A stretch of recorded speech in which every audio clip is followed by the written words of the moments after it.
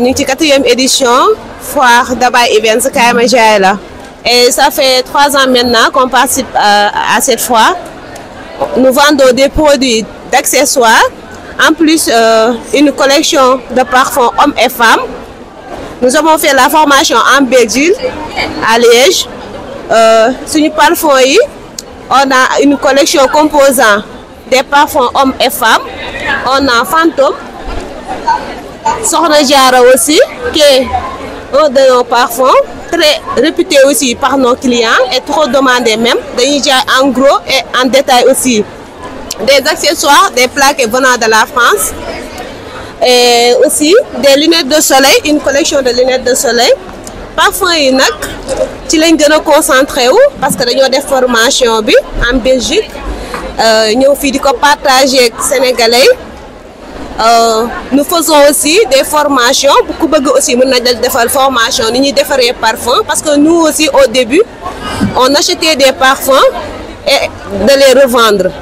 Avec le temps on s'est dit pourquoi pas ne pas faire la formation, de faire la production. Comme ça, on aura l'occasion de le fabriquer et de partager notre expérience.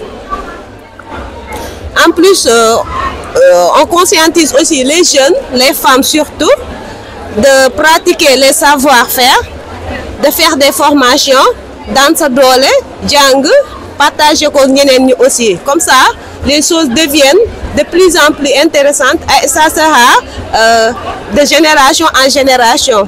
Parce que de nos jours, il ne faut pas se focaliser sur une seule chose. Comme par exemple, moi, je suis en même temps doctorante à l'université Cheikh Anta Diop de Dakar. Je suis archéologue aussi à la faculté des sciences humaines, département d'histoire. En même temps, je fais du business en ligne. Je fais aussi une formation en parfumerie. Je fais tout en tout cas avec mes sœurs. On est 3, on partage tout. Parce que à chaque fois, je me dis que nous devons limiter ou affaire cassée.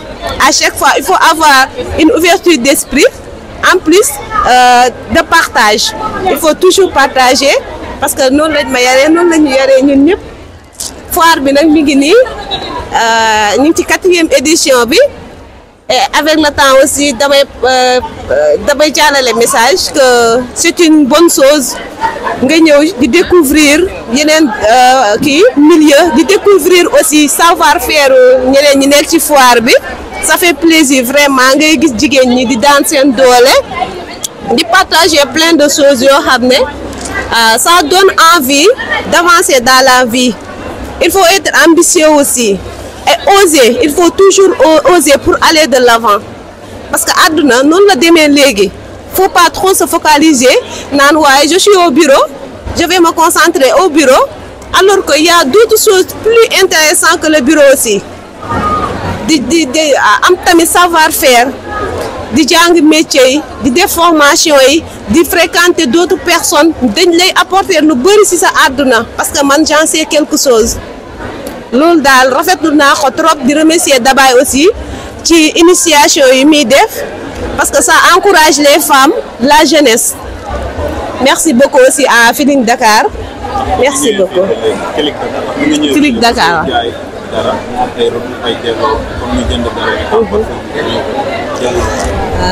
Pour l'instant non, ça fait 3 ans maintenant nous fréquentons foire bi et d'autres milieux aussi, mais depuis lors, alhamdulillah, à chaque fois nous avons des retours positifs. Parce que boy jaay tamit wala ngay liggéey da ngay def lu baax comme ça nga mën ci gis sa bopp ñeneen ñi gis ci seen bopp comme ça ñoom tam dañuy am envie ñëwaat parce que depuis lors am na ñu bëri ñuy ñëw fii ci suñu clients yi nga xam ne c'était la 2e édition dañuy ñëw fii jël fekk suñu ba fii di jëndaat parce que dañ ci gis seen bopp parfois yi xet bi du dem c'est tenant en plus boo fóotee yére bi sax odeur bi da ciy des en plus du tache sa yére du def dara accessoires yi tamit c'est pareil ça peut durer des années du def dara c'est plaqué garantie voilà moo tax def lu baax rek moo am solo. Initiative Dabay man dama koy rafetlu à chaque fois dama koy rafetlu parce que li muy def c'est pas facile aussi de regrouper des personnes surtout les femmes c'est pas facile mais à chaque fois elle se donne au fond def ba lépp baax macha allah ñu ngi koy remercier au passage def na lu baax kontaan nañ trop vraiment kontaan nañ trop.